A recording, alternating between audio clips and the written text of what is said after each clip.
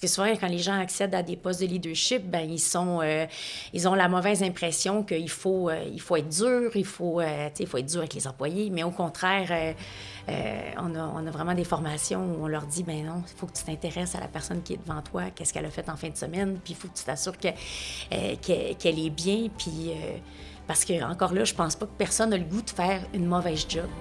Bienvenue à Meilleur Humain, Meilleur Monde, rencontre avec des entrepreneurs visionnaires du Québec. Notre invité aujourd'hui, Julie Roy, de l'entreprise Roy, entreprise familiale dont on va entendre toutes sortes de belles histoires aujourd'hui. Toujours à mes côtés, mon associé et mon co-animateur, Normand Chadwick. Bonjour. Bienvenue sur notre plateau. Mon nom est Tristan Laliberté. Normand et moi sommes tous deux du cabinet de services financiers Diversico Finances Humaines et on donne des conseils financiers aux entrepreneurs, des gens dans la même situation que Julie. Merci d'avoir trouvé le temps d'aller nous voir par cette petite journée enneigée aujourd'hui.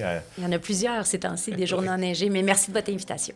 Oui, puis ça a l'air que ça a des impacts pour toi. Tu pourras nous en parler tantôt, mais bon, oui. Oui, mais j'ai toujours une pensée pour nos préposés à l'entretien ménager, parce que là, les gens étendent du sel partout, là, fait que c'est vraiment, ça complique l'entretien ménager, puis ils font leur travail, puis tout de suite après, c'est défait. C'est un peu décourageant le janvier-février pour nos employés. Julie, on va te présenter un peu ton parcours, une courte bio, puis un petit peu sur l'entreprise. Alors, Julie, tu es la présidente et chef de la direction de l'entreprise Roy. C'est une entreprise familiale québécoise spécialisée dans l'entretien ménager commercial. Vous avez été fondée en 1954 par ton grand-père, oui. Guy Roy. L'entreprise a été ensuite dirigée par ton père, Jean-Yves Roy, avant que tu en prennes les rênes en 2013. Tu représentes donc ainsi la troisième génération. Félicitations, et à peine 10% des entreprises se rendent là. Sous ta direction, d'ailleurs, l'entreprise a changé de nom. Elle s'appelait anciennement Service d'entretien ménager Roy. Et maintenant, on a simplifié ça. De toute façon, tout le monde, comme tu nous racontais en fait, c'est les coulisses, services ménagers Roy, mais c'est ça. Mais quand on a fait un exercice avec une firme de marketing, on s'est rendu compte que nos clients nous appelaient Roy. Ils font affaire avec Roy. Nos employés travaillaient chez Roy. Donc, c'était une évidence qu'il fallait couper tout le reste. Oui. Excellent. Et puis, écoute, aujourd'hui, vous êtes vraiment reconnu comme un leader de l'industrie. Vous avez d'ailleurs racheté votre plus grand compétiteur qui s'appelait Signature. Ça a été racheté en 2018. Oui. Vous comptez quand même 2800 personnes dans votre équipe, toute une organisation. Et puis, tu as été nommé parmi 7 autres grands entrepreneurs en par la fondation EY, en fait, par Ernst & Young. Oui, par Ernst & Young, c'est ça. Exact. Ouais. Alors, ben voilà pour la courte intro. Écoute, mis à part ce que je viens déjà de dire, parle-nous un peu de ton parcours en coulisses. Tu nous as dit que ton parcours commence à l'âge de 4 ans. À part ta naissance, bien sûr. Oui, effectivement. Mais non, c'est qu'à 4 ans, j'ai déclaré qu'un jour, je serais présidente de Roy. D'ailleurs, si vous parcourez notre site web, vous allez voir une photo de moi qui a peut-être une douzaine d'années avec les pieds sur le bureau, qui joue à patronne avec des papiers, un téléphone. Bon, mais oui, j'ai toujours su que c'est ça que je voulais faire. Mais ce qu'il faut que vous sachiez, c'est que mes 2 parents travaillaient dans l'entreprise aussi. Donc, ça a non seulement été fondé par mon grand-père, mais j'entendais beaucoup parler de cette entreprise-là à la maison. Je voyais la passion qu'avaient mes parents, mon grand-père à y travailler. Puis pour moi, c'était une évidence que c'est ça que je voulais faire. Wow. Oui. Puis ça avait l'air de quoi pour toi, l'entreprise, dans ton plus vieux souvenir, tu sais? C'était quoi une entreprise? Puis pourquoi ça t'attirait comme ça? Bonne question. Mon grand-père a commencé son entreprise parce qu'il voulait faire travailler sa famille. Tu sais, il avait vraiment une culture de bienveillance. Il m'avait dit à un moment donné, en toute humilité, je me trouvais un peu plus smart que les autres, puis j'ai trouvé un filon. Puis là, je me suis dit, je pourrais faire travailler mes frères, sœurs, mes beaux-frères. Fait que pour lui, c'est une façon d'aider les gens autour de lui, d'avoir une entreprise. Puis c'est vraiment ça que je voyais. Mon père, mon grand-père qui aidait des gens. C'est ça. Il leur procurait des emplois, donnait de la formation, valorisait le métier. C'est ce que je me souviens, que c'était... c'est ça. Puis les gens avaient l'air heureux de travailler chez Roy. Puis dans ton souvenir toujours, tu sais, de ce que tu te rappelles ou de ce qu'on t'a raconté quand tu étais petite, comment ça avait parti les premiers balbutiements là, par ton grand-père en 1954? En 1954, oui. Mon grand-père était contremaître d'entretien ménager à l'hôpital Maisonneuve-Rosemont. Donc, il travaillait pour des religieuses à l'époque. Puis, c'est ça. Puis, il lui avait demandé de faire travailler des employés handicapés, tout ça. Puis il dit, Colin, je suis bon pour montrer le travail, pour suivre le travail. Puis il a vraiment vu un besoin en sous-traitance, en entretien ménager. Donc, il a offert ses services d'abord, justement. Les religieuses contrôlaient à peu près tout dans le temps, là. Oui. Donc, les collèges, leur propre résidence. Je veux dire, il a travaillé très fort, mais il a montré qu'il était capable de se monter une équipe puis de donner le service. Puis après ça, ils l'ont référé à d'autres. Puis encore aujourd'hui, il y a des prestigieux collèges privés que vous connaissez sûrement qui sont encore nos clients, mais ils sont clients depuis l'époque de mon grand-père. Là. Ça fait 65 ans dans certains cas. Wow! Oui. Wow! OK, ouais, quand même très intéressant. Oui. Puis là, bon... Fait qu'à 4 ans, tu fais cette déclaration-là. Visiblement, tu es quelqu'un qui livre ses promesses. Oui, mais le mérite revient beaucoup à mon père. Mon père, tu sais, vous m'avez dit d'entrée de jeu que vous voyez des entrepreneurs qui consultent d'autres entrepreneurs. Il a fait beaucoup dans ce cas-ci. Puis ce qu'il avait retenu, c'est qu'il fallait que la relève se fasse sur plusieurs années, puis que, bien évidemment, la candidate ou le candidat soit la bonne personne. Oui. Donc, très rapidement, il m'a fait comprendre, si c'est ça que tu veux faire, tu vas pas être présidente de Roy avec un secondaire 2. Alors, c'était d'aller chercher les études pour avoir la légitimité du poste auquel j'aspirais. Puis je me suis rendue jusqu'à une maîtrise en finance. Ensuite, il m'a dit, il faut que tu travailles ailleurs. Donc, à partir de l'âge de 15 ans, j'ai travaillé pour mon père, mais sinon, c'était un été sur 2, je devais travailler ailleurs. Quand j'ai fini mes études, j'ai travaillé ailleurs. Puis ensuite, c'est travaille très fort, puis monte, occupe différents postes dans l'entreprise, puis travaille plus fort que tout le monde. Ça ressemble à ça. C'est ce que j'ai fait. Est-ce qu'il y avait d'autres membres de la famille à ce moment-là qui étaient impliqués au niveau de la société, puis qui aspiraient aussi à certains postes? C'est sûr que c'est toujours un peu délicat, c'est ça, dans les entreprises familiales, mais moi, j'avais un oncle à l'extérieur de l'entreprise, une tante qui était à l'interne, mais qui aspirait pas à la relève. Puis mon père les a rachetés. Puis, dans le fond, la seule personne qui aurait pu vouloir travailler avec moi, c'est mon frère. Mais aujourd'hui, mon frère est photographe à la presse, très heureux dans son métier, donc il n'y avait pas l'intérêt. Donc, il y avait que moi. Il n'y avait que moi, mais moi, je voulais vraiment. Exactement. C'est ça. Alors, c'est ça. Fait qu'on a fait ça. Fait que j'ai été 5 ans directrice des ressources humaines. Tu sais, quand je suis arrivée à temps plein dans l'entreprise après mes études, 5 ans directrice des ressources humaines. Puis ensuite, j'ai été 8 ans comme vice-présidente exécutive. C'est une forme de coprésidence avec mon père, là, où là, tu sais, les 5 premières années, les ressources humaines, c'est le cœur chez nous, là. C'est vraiment... puis, tu sais, il y a des conventions collectives, nos employés sont syndiqués. Fait qu'il y avait beaucoup de choses à connaître. Puis ensuite, c'était les clients, puis toute la vision stratégique. Puis en 2013, on a jugé que j'étais prête. Quand ton père a pris la relève, là, j'ai compris qu'il y avait un frère et une sœur avec lui, OK? Oui. Donc, quand ton oncle et ta tante ont pris la relève du grand-père, j'imagine que c'était pas le même type de relève qu'il y a eu avec toi, là, à ce moment-là. Non, eux autres, ils travaillaient pas. Mon oncle travaillait pas dans l'entreprise. Okay. Puis ma tante, elle aspirait pas à un poste de haute direction. OK. C'est ça. Donc, non, ça n'a jamais été un enjeu. Mais quand même, ton père a pris la relève de son père. Oui. Okay. Oh, oui, mais effectivement, lui, il était dans la même... il a voulu, lui aussi, dès le début, puis lui aussi, il est allé chercher un MBA, puis il avait travaillé dans l'entreprise. Fait que oui, c'était un parcours similaire à celui de mon père. Donc, c'était pas la même taille quand même au niveau de la société, là, entre ton père et ton grand-père et toi et ton père. Non, mais on a les deux modernisé l'entreprise à notre façon. Okay. Et mon père avait notamment diversifié la clientèle en allant chercher des clients des édifices à bureaux.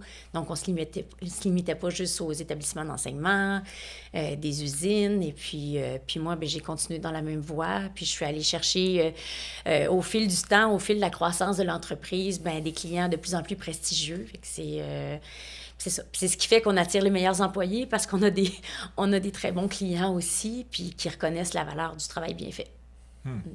Est-ce que tu as eu la chance de travailler pendant que ton grand-père était encore dans l'entreprise comme Très ça? bonne question. Quand j'ai commencé dans l'entreprise comme directrice ressources humaines, mon grand-père, qui était le fondateur, puis qui avait bien de la misère à être chez eux à rien faire, il était toujours au bureau. Puis là, il me disait, bien, on va aller visiter des contrats ensemble. Donc, puis moi, j'étais contente, puis j'étais directrice ressources humaines. Donc, on allait la nuit, mon grand-père et moi, sur des contrats. C'était avant mes enfants, parce que là, fait que c'est ça. Fait que on faisait ça ensemble tous les deux. Fait que c'est des très beaux moments que je chérirai toujours. C'est quoi les plus beaux conseils qui t'ont été donnés ou tu sais, qu'est-ce qui t'a été livré par le grand-père, justement? Qu'est-ce qui t'a été transmis? C'est drôle parce que les gens de mon bureau vont rire parce qu'à chaque fois que je parle de mon grand-père, je deviens émue. C'est quelqu'un que j'admirais beaucoup. Mais mon grand-père traitait vraiment bien les gens. Il était foncièrement une bonne personne, bienveillante.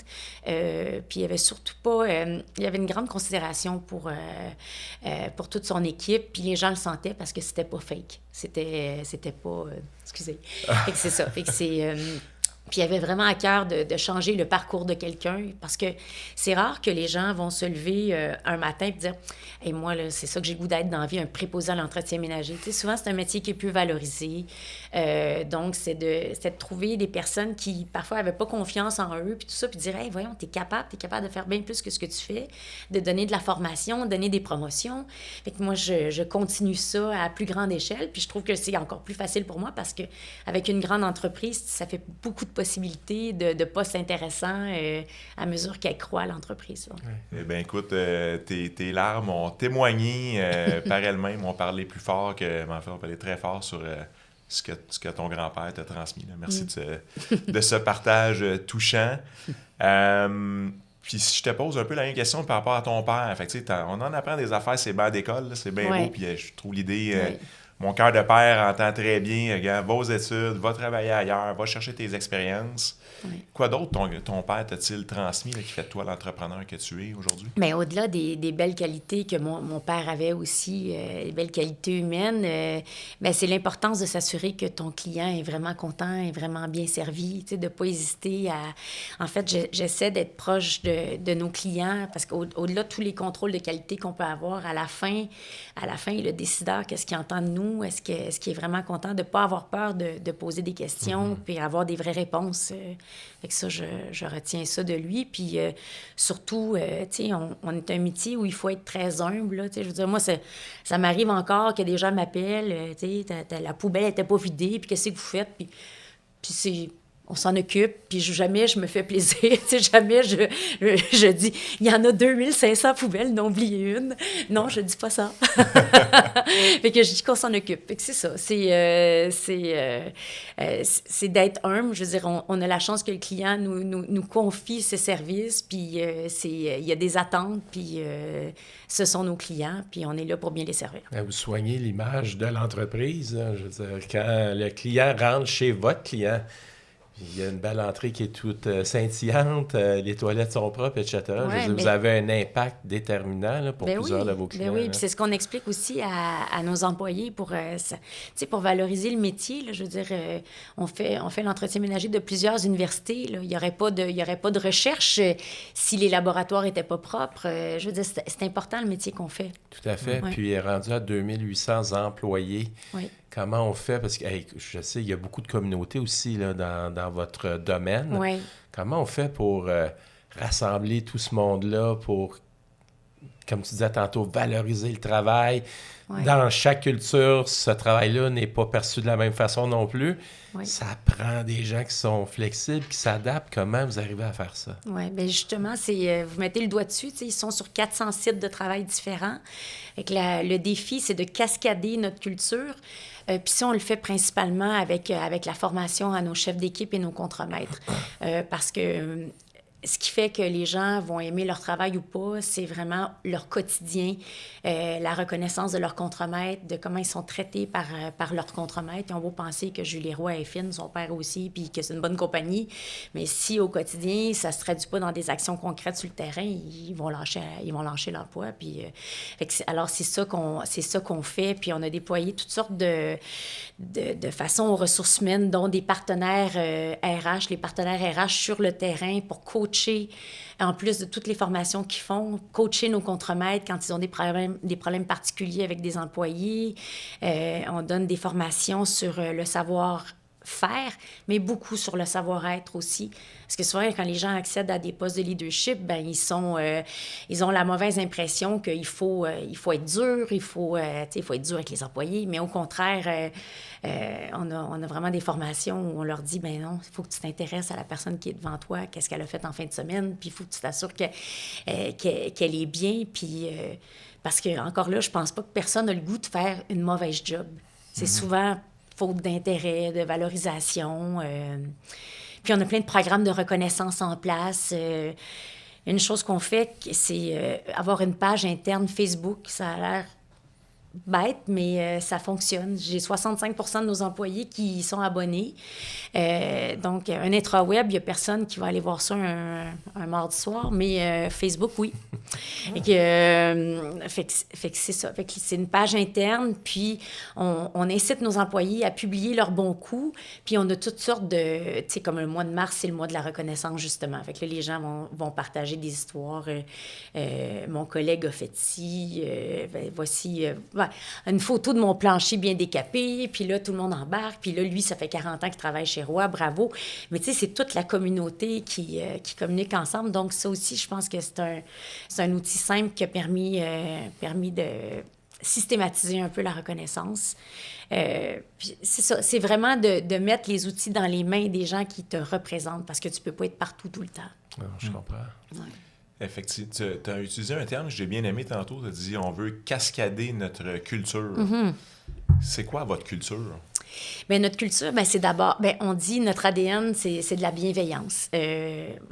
En partant, le comité de direction, moi, j'engage personne qui n'est pas fin puis qui n'a pas vraiment à cœur l'humain. Puis je l'affirme. Puis tous les gens qui ne répondent pas à nos valeurs, c'est d'authenticité, solidarité, parce que c'est pas facile non plus faire du ménage. On a solidarité et courage. Donc, on est tous là pour donner le meilleur service aux clients. Puis proactivité, parce que tout n'est pas écrit exactement tout le temps comme il faut. Il faut avoir des gens qui sont proactifs. Mais... ce qu'on fait, c'est qu'on évalue carrément les gens. Les augmentations de salaire sont en lien avec ces valeurs et comportements-là.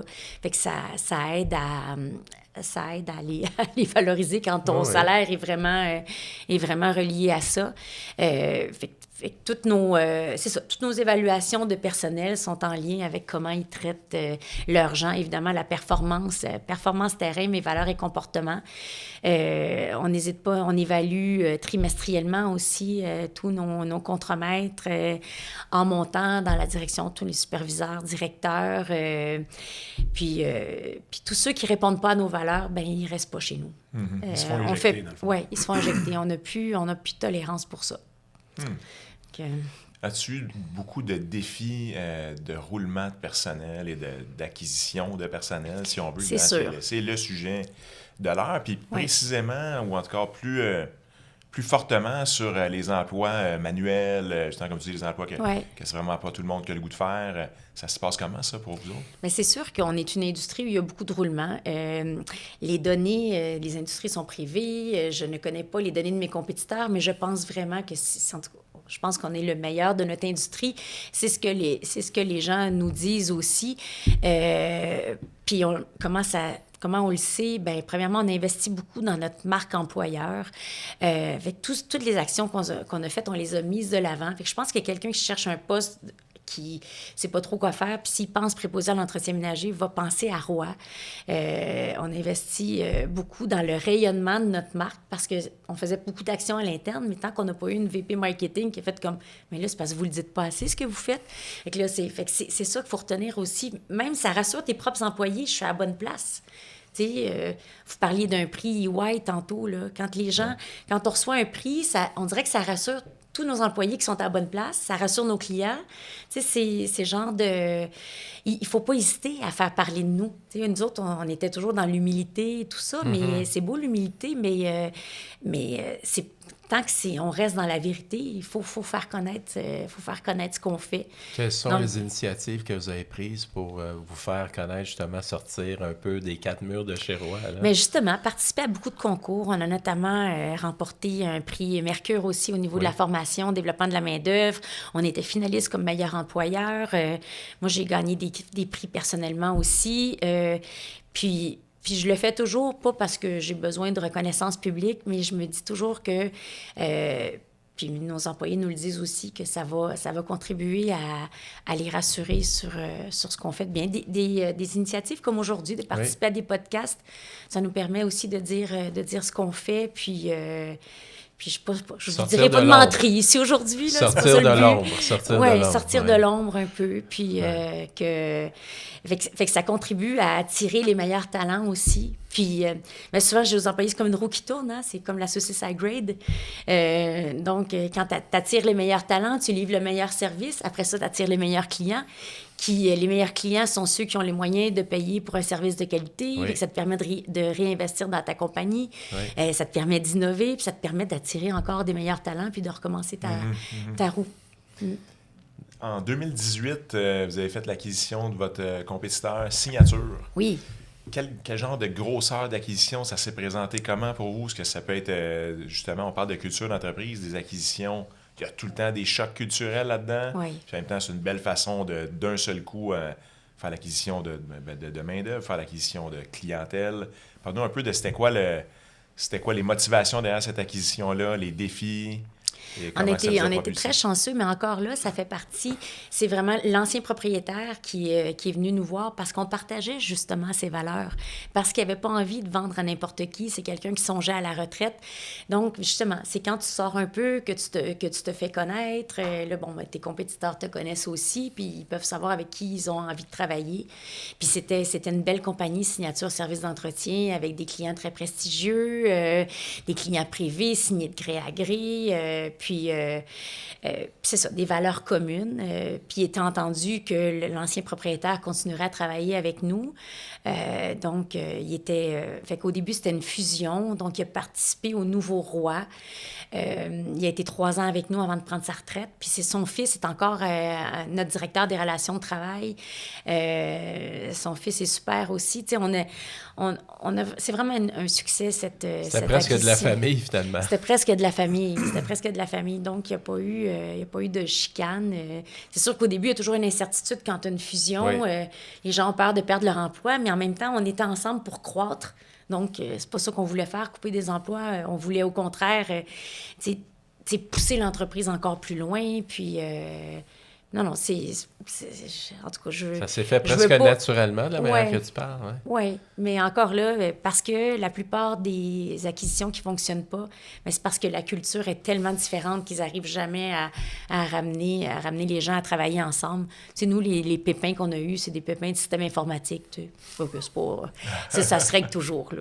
Ça se règle toujours. Fait que c'était une belle histoire. Puis on a pris le meilleur des deux bords aussi. C'est ce que je dirais t'sais, même si t'es le plus gros qui achète le plus petit, là, le plus petit a souvent des idées... des bonnes idées. Des très bonnes idées, puis justement, là, des processus opérationnels qu'on a pris de signature qui sont encore en fonction aujourd'hui, puis qui étaient meilleurs que les nôtres. Donc, on a su le reconnaître. Oui. Il y a des industries, on dirait que c'est plus facile de s'imaginer comment on peut innover, trouver des façons différentes de faire les affaires. Dans votre domaine, comment ça s'exprime, ça, l'innovation? Puis, Bien, j'avoue que c'est une industrie qui est encore très archaïque. D'ailleurs, notre nouveau BHAG, le BHAG, c'est notre Big Hairy Audacious Goal. Le premier, c'était d'être dans les meilleurs employeurs au Canada en 2025. On l'a atteint en 2021. Félicitations. Merci. Donc, fait que là, on est en train de renouveler notre 4e certification Great Place to Work. Puis là, révolutionner le monde de l'entretien ménager, c'est comme une suite logique parce que je pense qu'on révolutionnait déjà en valorisant nos employés comme on l'a fait. Parce qu'au début, les gens, je disais, je veux qu'on soit dans les meilleurs employeurs au Canada, Great Place to Work. Puis, ouais, mais Julie, on n'est pas Google, là, tu sais. On n'a pas des tables de poule, puis on ne va pas sortir la bière à 3 heures, là. Nous autres, on a 400 sites, mais on y a cru autrement. on a dit non, nous autres, on va former nos chefs, puis on va cascader notre culture, puis on va vraiment, véritablement bien prendre soin des gens. Fait que ça a bien fonctionné. Puis là, révolutionner, c'est sûr qu'il y a un aspect techno. Il y a un aspect techno. Souvent, on pense à robots. Oui, robots. Mais c'est beaucoup des technologies pour informer nos clients de ce qu'on fait. Justement, parce qu'on donne un service de qualité, bien, on n'a pas peur d'être transparent envers notre client. Donc, pour améliorer la communication entre nos employés et nos clients, c'est surtout par là que ça se passe. Puis encore là, on va créer des postes intéressants. Un jour, on aura peut-être des programmeurs de robots, ou on aura des...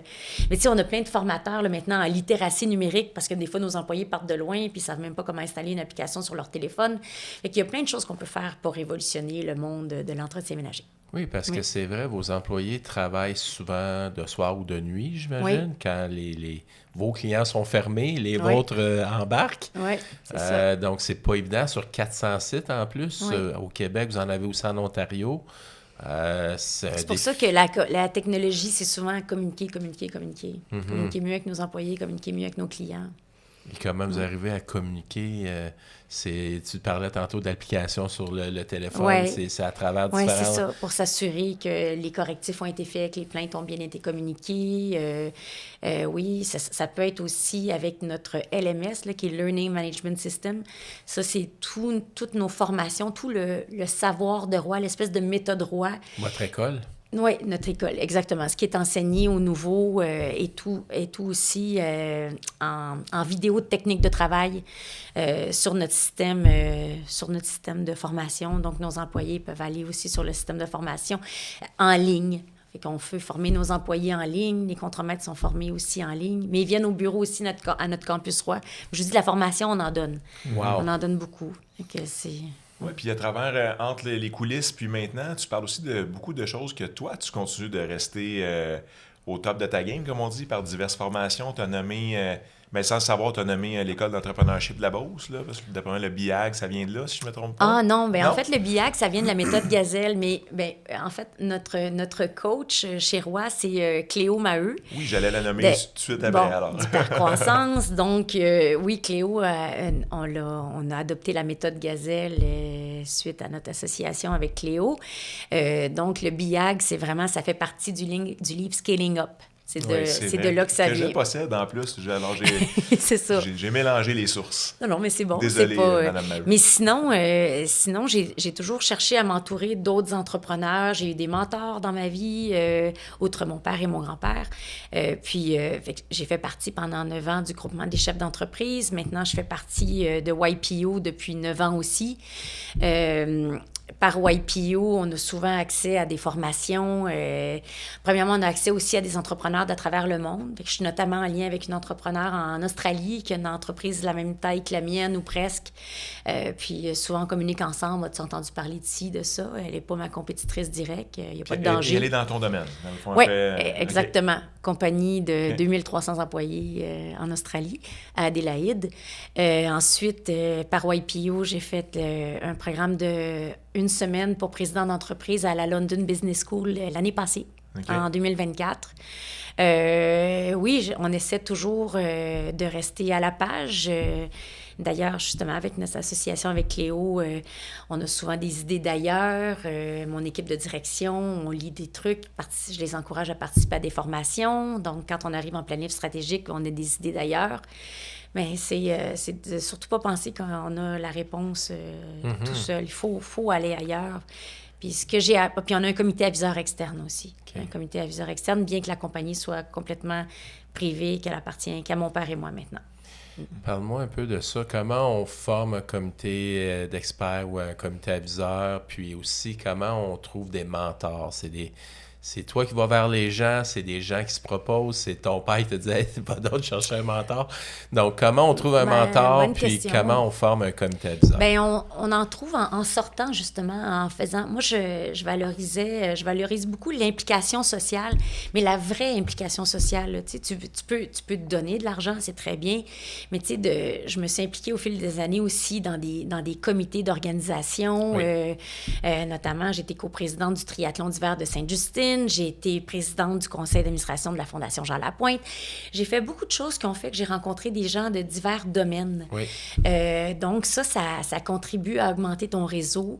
Puis des organismes comme le Groupement de chefs et YPO, quand tu es à la recherche d'experts puis que tu as un enjeu particulier, parce que c'est ça qu'il faut que tu fasses. Tu t'identifies tes enjeux. Oui. C'est dans quoi j'aurais vraiment besoin d'aide, principalement. Puis ça peut évoluer au fil des années. Ça va évoluer au fil des Ça années. va évoluer au fil Forcément. des années. Ouais. Donc, en ce moment, j'ai justement un membre qui est le plus récent, qui est là depuis 2 ans. C'est un fondateur d'une entreprise en technologie. Parce que c'était là qu'on s'en allait. Oui. C'était là qu'on s'en allait, mais sinon, j'ai des anciennes sous-ministres, dirigeants de grandes entreprises, puis c'est des gens qui sont là. Ça me fait toujours... je trouve ça émouvant de voir les gens qui ont le goût de redonner, là. On est parfois surpris, là, Il y a beaucoup d'entrepreneurs au Québec qu'on pourrait juste prendre le téléphone puis les appeler, puis on serait surpris de ce qu'ils nous donneraient comme information. Tout à fait. Alors, j'ai la chance d'avoir connu ces gens-là puis de les avoir autour de moi, mais il faut que tu les écoutes, par exemple. Oui, puis appliquer les bons conseils aussi, là, Oui, les appliquer écouter, les bons puis conseils, évidemment puis- les mettre en place. Là. Mais tu parles de la chance de les avoir rencontrés, te créer ces opportunités-là aussi. Ils ne sont pas Ouais. tombés du ciel. Là. Non, mais c'est ça. Mais je les ai créés, puis je pense qu'ils ont senti mon vrai désir d'améliorer justement notre entreprise familiale, puis d'améliorer notre service constamment, puis de rester j'ai juste au top de notre game. En français, ça serait... Tu sais, veux pas dans la vie, si tu n'essaies pas de t'améliorer, tu vas te faire bouffer par tes compétiteurs. Les affaires, c'est dur, ça change beaucoup. Oui. Il y a toujours des nouvelles données qui entrent en place, donc il faut que tu aies un bon réseau. Tout à fait. Tu parles de redonner, puis de à quel point il y a des entrepreneurs super généreux, des mentors qui t'ont donné plein de conseils, Oui. qui font de toi qui tu es aujourd'hui.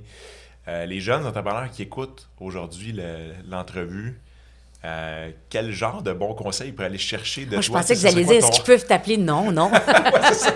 Alors, le numéro de téléphone de Julie, prenez en note, elle nous attend votre appel. Ben, les conseils, mais moi, Ce c'est... serait ton Oui. monde à toi, là, dans quoi Oui. tu es, ton X, ta force unique. Ben, ou mon ton premier habileté conseil, unique. c'est justement de ne pas penser que ça va se passer dans votre bureau. Impliquez-vous socialement.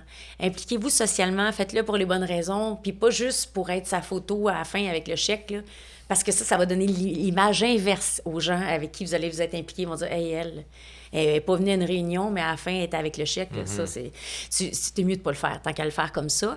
Tu t'impliques vraiment. Puis, à un moment donné, j'étais allée à une conférence en début de carrière. Quelqu'un m'avait...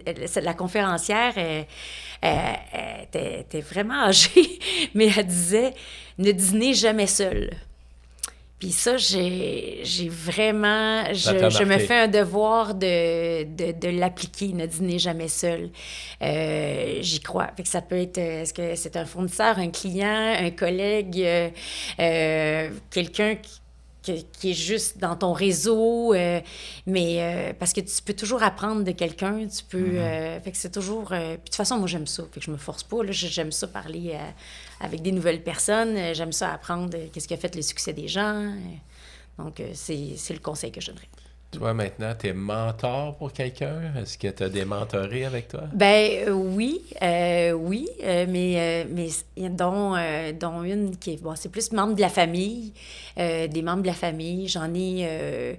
mais c'est pas officiel, mais oui, j'en ai.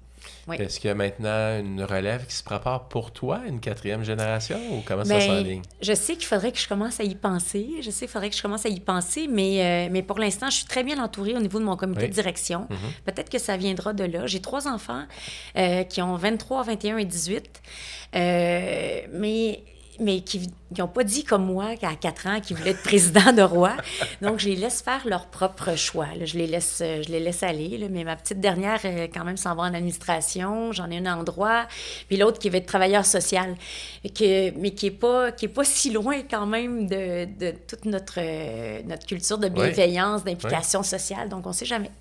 Est-ce qu'ils ont déjà fait des des tours de travail à l'intérieur de l'entreprise? Oui, j'en ai. En fait, j'en ai. Mon fils le plus vieux a travaillé pour l'entreprise, mais comme je vous dis, je souhaite pas leur mettre cette pression-là. Non, ça va venir d'eux. Pour l'instant, je me sens. En tout cas, je me sens bien entourée. J'ai beaucoup de plaisir à faire ce que je fais. Je me vois pas arrêter demain matin, mais un jour, je vais y penser, je vous le jure. Le podcast s'appelle Meilleur humain, meilleur monde. Oui. Déjà, tu nous as beaucoup parlé de tout l'impact que vous tentez d'avoir sur l'humain, sur vos équipes et tout ça. Quoi d'autre que ça évoque pour toi quand on dit meilleur humain, meilleur monde? Ou comment vous tentez d'avoir votre impact social ou dans la société? Bien, c'est sûr qu'au-delà des actions que l'on fait pour nos propres employés, je considère que les revenus, les profits qu'on génère, oui, doivent être réinvestis dans notre entreprise pour de l'innovation, mais pour redonner à la communauté aussi. On est en mesure d'aider,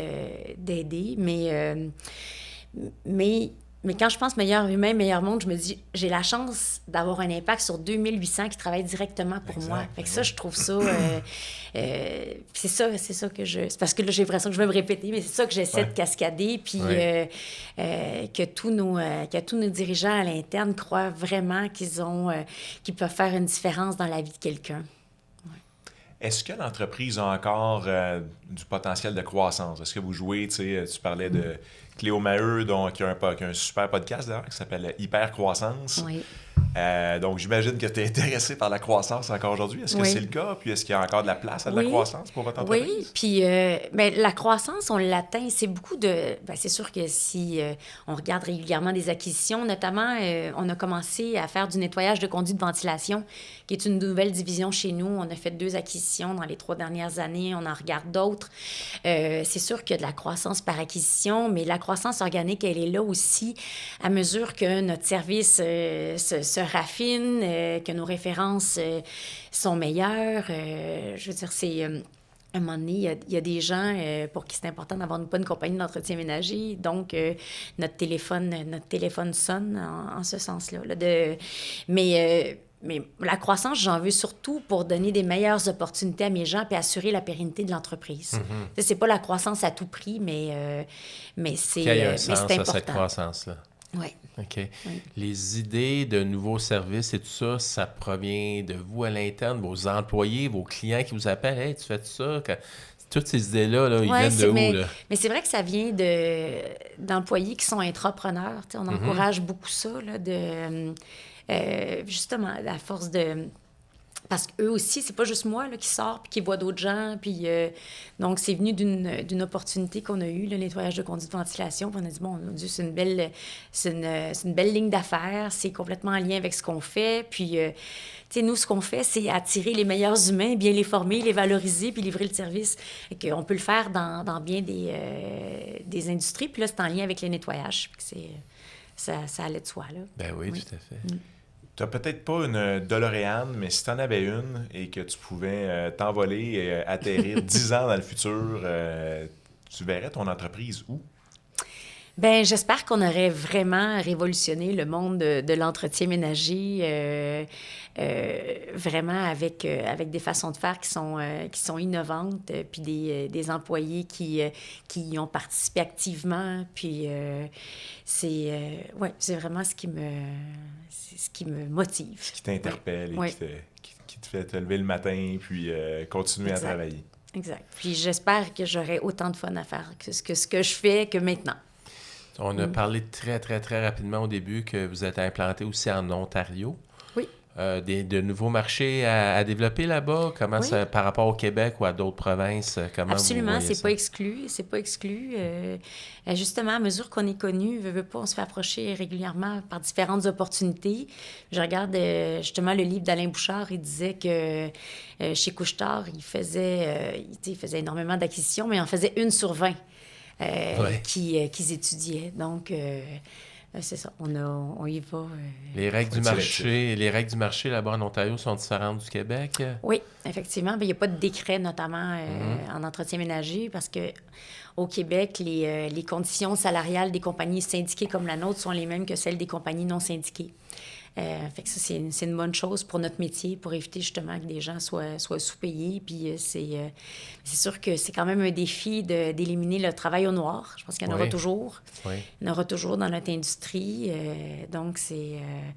fait que oui, les conditions sont différentes. Ouais. Donc, est-ce que la culture elle va nécessairement devoir s'adapter ou vous êtes toujours vraiment, comme tu l'as dit tantôt, on ne veut pas faire de compromis sur notre culture. Donc, s'il y a des marchés qui sont moins adaptés, disons, à votre dessin naturel... Oui, mais j'y croirais quand même de donner des meilleures conditions de travail aux employés. Je pense que c'est vraiment pas un mauvais investissement. Puis beaucoup de formation, puis...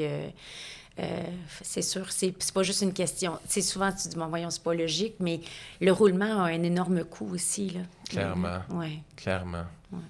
Tu as élevé 3 enfants à travers tout ça. Oui. Parle-nous un peu outre la femme d'affaires que tu es, comment tu as concilié tes passions, je sais pas qu'est-ce que tu aimes faire de tes fins de semaine, mais tes passions avec tes 3 enfants, puis tout ça, en sachant que tu dois avoir un horaire bien rempli. Oui, mais ça aussi, j'aurais un truc. Oui, elle est prête pour les trucs. Accepter de déléguer, veux pas, c'est de rester... tu sais, mon mari et moi, c'était important pour nous de faire tu sais, d'être avec les enfants pour les devoirs puis pour les activités, mais tout le reste, on déléguait, là, parce que tu peux juste pas y arriver, là, à mesure qu'il y en avait un nouveau aussi.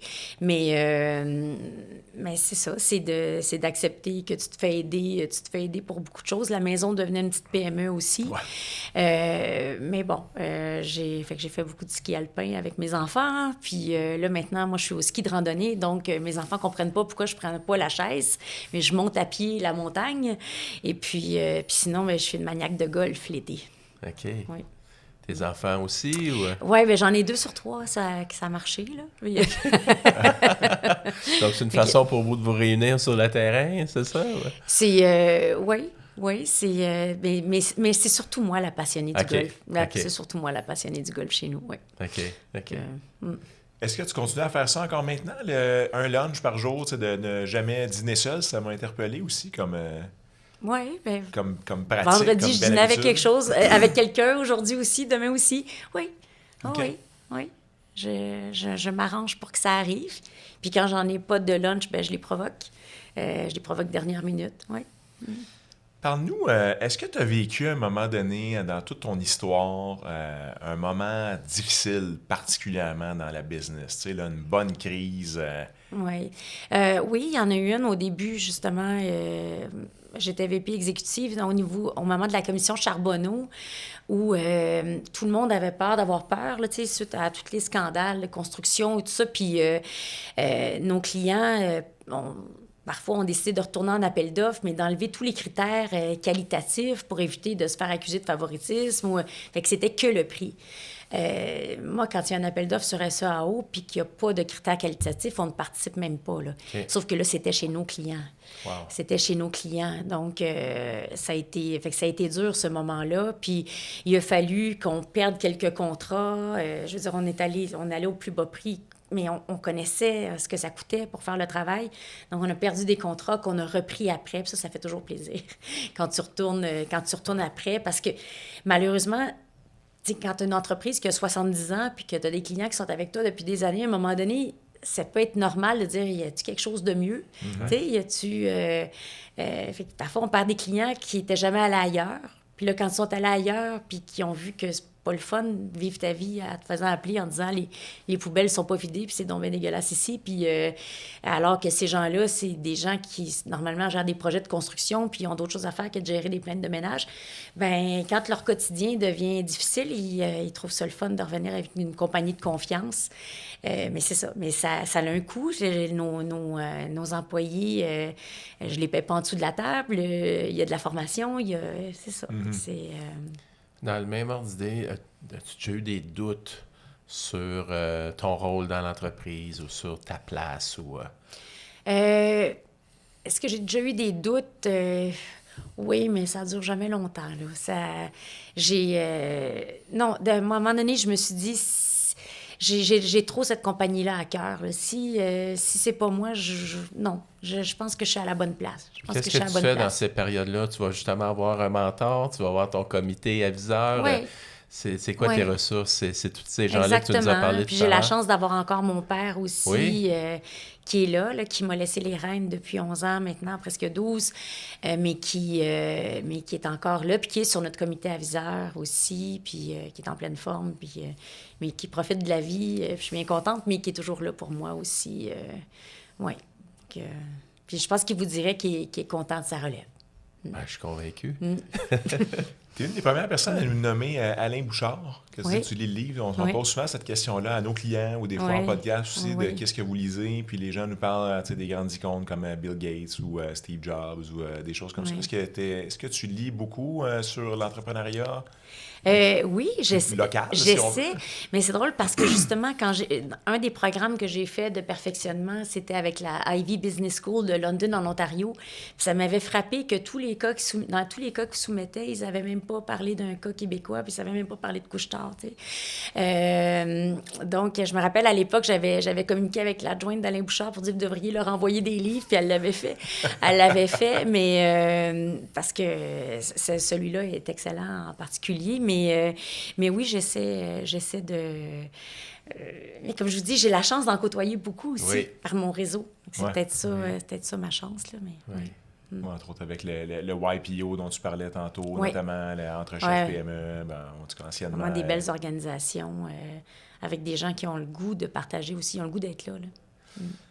Écoute, on reçoit des entrepreneurs toutes plus inspirantes et inspirants les uns que les autres à chaque semaine. Si tu avais une question à nous lancer que tu aimerais qu'on pose à tous les prochains, comme mettons, là, c'est Nelly Robin qui nous a mis en contact. Là, elle a déjà été interviewée, mais si on la rencontrait la semaine prochaine, tu as des questions justement entre entrepreneurs que tu aimes poser pour découvrir quelqu'un ou te faire guider? C'est une bonne question. Qu'est-ce que je leur pose toujours? On dirait que ça me vient pas là, parce que ça dépend vraiment de la situation. Qu'est-ce qui les empêche de dormir la nuit?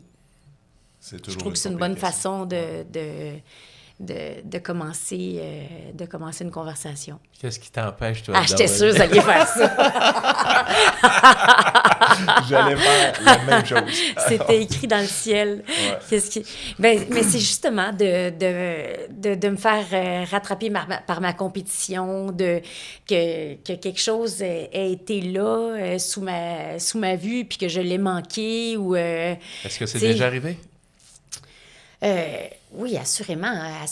Tu peux perdre un contrat, puis tu l'as jamais vu venir. Fait que c'est ça. Fait que c'est plus ça, mais c'est d'avoir la certitude que tu as tout fait pour pas que ça arrive. Puis tout fait, c'est pas juste j'ai travaillé bien des heures, là, c'est pas ça. Là. C'est justement, j'ai posé bien des questions, j'ai accepté d'aller poser la vraie question à mon client ou à mon employé, j'ai accepté d'entendre les réponses.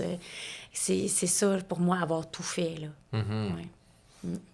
Très intéressant. Est-ce que tu sens qu'il y a des menaces, justement, de ce genre-là? Est-ce que, on regarde, disons, dans les dernières années de nos vies, on a vu des industries là, changer quasiment overnight, là, pour excuser l'anglicisme. Je prends, par exemple, l'industrie du taxi. Là, d'où le désir de révolutionner de l'industrie de l'entretien ménager, d'être en avant de la parade, que si quelqu'un transforme cette industrie-là, ce sera nous. Oui, absolument. Ben écoute, notre entrevue tire à sa fin tranquillement, Julie. Moi, je retiens vraiment plein de choses. J'aimerais te laisser, Normand, faire peut-être... Ben écoute, moi, ce que je retiens beaucoup de notre entretien aujourd'hui, c'est la lignée de la pensée de prendre soin des gens.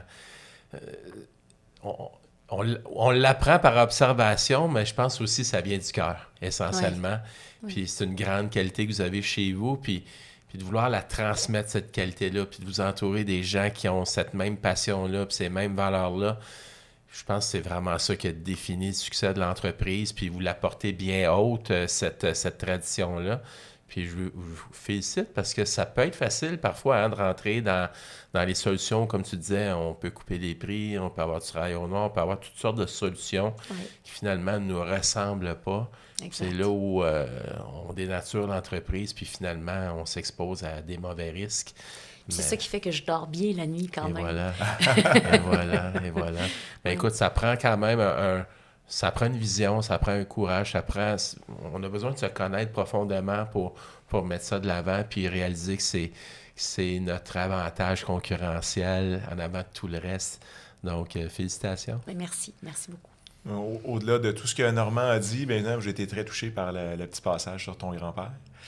Et j'ai été frappé aussi, puis je fais un peu un lien avec la lecture que tu fais de Alain Bouchard, à quel point vous avez justement un modèle d'affaires dans un marché que pas grand monde qui a nécessairement eu la vision de dire il y a une business à faire avec ça. Oui. Tu sais, Bouchard, c'est avec des dépanneurs, par exemple, les deux Perrettes, comme on aime se rappeler, way back. Mais vous aussi, c'est comme un domaine où est-ce qu'on a l'impression qu'il y avait... Puis là, du jour au lendemain, vous avez... Bien, du jour au lendemain, quand même, 70 ans plus tard, 2800 employés, c'est presque une grande entreprise. Là. On peut plus appeler ça juste une PME. Là. Ça commence à être une grosse PME. Là. C'est sûr qu'il y a un besoin pour un service comme ça, oui, absolument. Puis ça a franchi les récessions. Tout le monde a besoin d'entretien ménager. Quand il y a eu besoin de coupures, on s'est assis avec nos clients pour voir comment on pouvait les aider, réduire des fréquences. Puis c'est ça qu'on veut être aussi un partenaire pour nos clients quand les temps sont plus durs, comme pendant la pandémie. Oui, tout à fait. Tout à fait. Je retiens aussi un lunch par jour avec du monde. Je trouve ça pas mal intéressant comme bonne habitude. C'est les habitudes qui créent qui nous sommes. Je pense que ça en est une belle, celle-là. Puis toutes tes implications entre chefs, Cléo Maheu, bref, toutes les démarches que tu fais pour rester on top de la game. On va même pouvoir trouver un mot français pour dire ça. En haut de la parade. En avant de la parade. En avant de la parade. Voilà. En avant de la parade. On s'entend là-dessus. Bon. Alors, Julie Roy, merci beaucoup d'être venue nous rencontrer aujourd'hui. J'ai vraiment passé un temps de haute qualité en ta compagnie. Merci d'être livré au jeu. Vous êtes bien gentil. Merci à vous. Merci.